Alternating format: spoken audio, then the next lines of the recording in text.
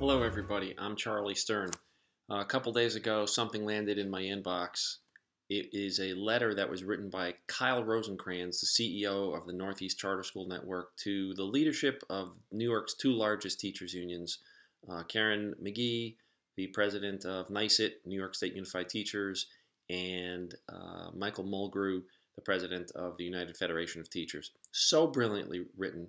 It is so concise, so clear, and so beautifully encapsulates so many issues that I am now about to do an interpretive reading of Kyle Rosenkranz's letter to the teachers' unions. Here goes. Dear Michael and Karen, we see you've been busy lately. You've been holding emergency meetings in every corner of New York State, telling your members there is a crisis and preparing them for battle. Really? Let's be clear, this is a distraction from the real crisis, the one affecting our state's public school children. The real crisis is the number of kids who aren't able to read or write. The real crisis is the number of children who don't have a grasp on basic math. Only 1/3 of the students in grades 3 through 8 scored at the proficient level in English language arts and math. 1/3.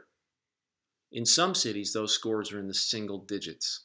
Did you hold an emergency meeting when these abysmal test scores were released?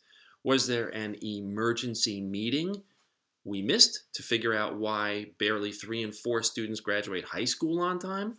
How about an emergency meeting to improve the number of kids who are college and career ready? Because right now, that's barely 4 in 10 kids. Let's not forget the achievement gap that exists between students of color and white students. That's another reason to hold an emergency meeting. The battle you're waging isn't in defense of these children, but it should be. The war you're fighting, that is an insult to every soldier, cop, and firefighter who knows what real war is. You're fighting Governor Cuomo tooth and nail because he wants a teacher evaluation system.